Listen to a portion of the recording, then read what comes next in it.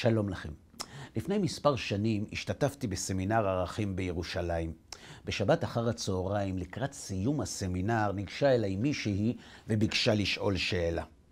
נולדתי בבית חרדי, ככה היא סיפרה על עצמה. סיימתי סמינר, התחתנתי, נולדו לי 2 ילדים, אלא שאם עד כאן הכל שגרתי ושקט, מכאן הכל היה ההפך הגמור.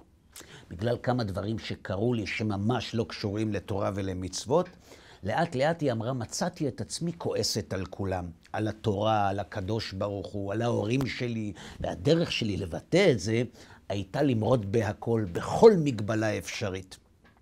ההורים שלי והאחים שלי הם תלמידי חכמים, חלקם אפילו מוכרים, אבל בשונה ממה ששומעים בתקשורת, היא אמרה לי, הם דווקא היו סובלניים, מכילים, ניסו לעזור, אבל לא היה עם מי לדבר. בסוף התגרשתי מבעלי, לקחתי איתי את 2 הילדים שלי, ועברתי לגור בתל אביב על כל מה שמשתמע מזה. הגעתי למצב שאפילו על יום כיפור ידעתי רק מהאופניים שמסתובבים ברחובות. יום אחד מישהו נכנס למסעדה שניהלתי והניח לדלפק פליירים של סמינר ערכים והסתלק. בהתחלה היא אמרה, חשבתי לזרוק אותם, אבל הם נשארו שם ואחרי יומיים החלטתי שאני דווקא כן אגיע לסמינר. זאת תהיה הנקמה הכי מתוקה שלי. אני אבוא לסמינר ואקלקל להם את כולו, כי לי הם הרי לא יכולים למכור את מה שהם מוכרים לאלה שנולדו חילונים. אלא שעכשיו היא אמרה לי, אני באמת לא יודעת מה לעשות. במבט לאחור זו כנראה הייתה טעות להגיע לכאן, אבל זה כבר מאוחר מדי. שמעתי את כל ההרצאות והיום אני יודעת שהתורה שלנו היא אמת. נו, שאלתי אותה, אז למה זו הייתה טעות? אם עכשיו הכל ברור לך, אז מצוין, לא? והאישה, שאפילו את השם שלה אני לא יודע, עמדה מולי ובכתה. אני לא יכולה, היא אמרה לי. אתה אולי לא תבין, אבל אני ממש לא יכולה. כל עוד חשבתי שאני צודקת, היה לי עם מה להרגיע את נקיפות המצפון שלי. אבל עכשיו שאני יודעת שטעיתי, הכל מתמוטט לי מול העיניים. אתה יודע כמה צער גרמתי לאבא של הילדים שלי, להורים שלי, לאחים שלי. איך אני יכולה להתמודד עם כל מה שעשיתי? איזה תירוץ אני יכולה עכשיו לתרץ לעצמי? אני מרגישה עכשיו, היא אמרה, כמו ילדה טיפשה שבעתה בכל הטוב שהיה לה. יכול להיות שאת צודקת, אמרתי לה. יכול להיות שבאמת גרמת לסובבים אותך סבל גדול כל כך, אבל תתארי לעצמך, אם גרמת להם כזה סבל כשהלכת, איזו שמחה תגרמי להם כשתחזרי. זו בדיוק הבעיה, היא אמרה לי. אני פשוט לא מסוגלת לעשות את זה. אני לא מסוגלת להגיע הביתה ולהגיד לכולם שטעיתי ושאני מבקשת סליחה. אני לא מסוגלת להתמודד עם כל המבטים והשקט והמה שהם לא יגידו. אני לא מסוגלת להתמודד עם האמרנו לך, עם התתביישי לך ועם כמה צער גרמת לכולנו עם ההרפתקאות שלך. אתה אולי לא תבין, אהרון, אבל אין לי את הכוח הנפשי לזה. זה אולי יישמע לך מוזר, אבל יש גבול, היא אמרה, עד איפה אני מוכנה לרמוס את עצמי בשביל האמת. לא מסוגלת לחזור הביתה למרות שאני יודעת ששם נמצאת האמת, וזה, היא אמרה, זה האסון שלי. אף פעם לא תיארתי לעצמי שלהודות בטעות זה כל כך קשה. כל כך קשה שאני מוכנה לוותר על האמת שמצאתי כאן ולהישאר שם עם השקר שממנו אני באה רק בשביל לא לכופף את הראש. אני מבין, אמרתי לה, מבין לגמרי את הקושי. להודות בטעות זה באמת לא פשוט. בשביל להודות בטעות צריך שהאמת תהיה הרבה יותר חשובה מהכבוד, וזה לא משהו טבעי ומובן מאליו, ואפילו התורה האמיתית שגילית כאן מלמדת לנו את זה. איפה? בפרשת קורח. את הרי מכירה, לא?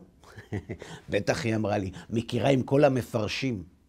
נו, אז בטח את יודעת, אמרתי לה, שבפרשת קורח התורה מתארת את המחלוקת של קורח על משה, את המוות הנורא של מקטירי הקטורת של קורח וגם של דתן ואבירם.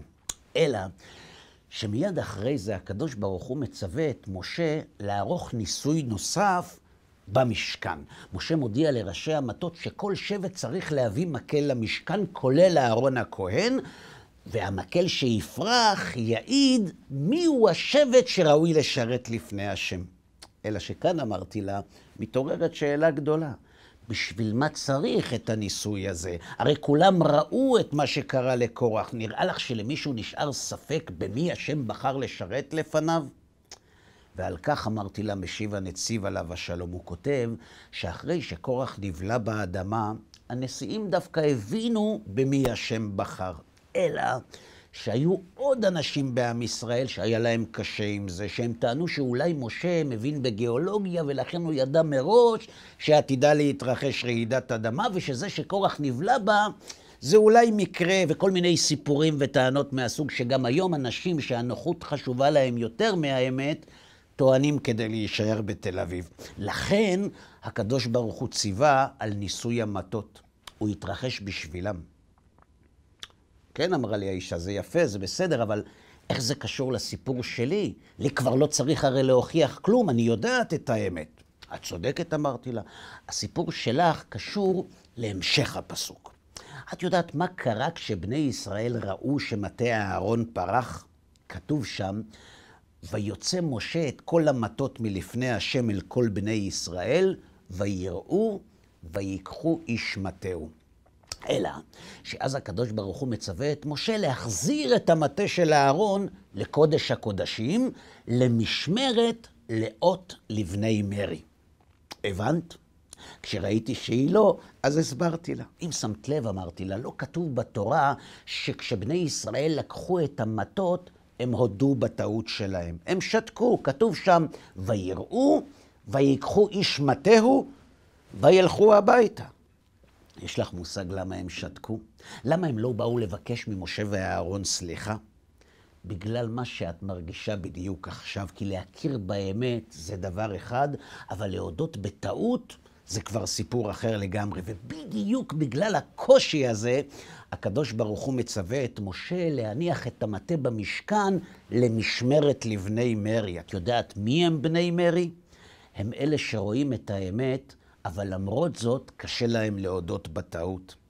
בפרשת קורח אמרתי לה, התורה מלמדת שהיא מבינה לגמרי את הקושי שלך, ושהיא מצווה להשאיר את המטה של אהרון לדורות במשכן, כדי לתת לך תקווה, כדי ללמד אותך שאם למרות הכל את חוזרת הביתה, את גדולה יותר מאנשי דור המדבר שראו ניסים, שאת לא רק מודה באמת, את גם לוקחת אחריות. הקדוש ברוך הוא ציווה את משה להניח את מטה אהרון בקודש הקודשים, כדי ללמד שמי שמצליח להודות בטעות למרות הקושי, המקום שלו הוא בקודש הקודשים ליד הקדוש ברוך הוא. ועוד משהו קטן אמרתי לה. הרבי מלובביץ' הסביר פעם למה משה מלמד את בני ישראל שהתורה לא בשמיים היא ולא מעבר לים. והוא ענה שזה כדי ללמד שהתורה נמצאת דווקא איפה שאין שלמות. בשמיים? בשמיים יש שלמות, לכן לא צריך שם תורה ולכן היא לא נמצאת שם. לכן היא נמצאת אצלנו כאן, וזה לא בגלל שאנחנו שלמים, אלא להפך, בגלל שאנחנו לא.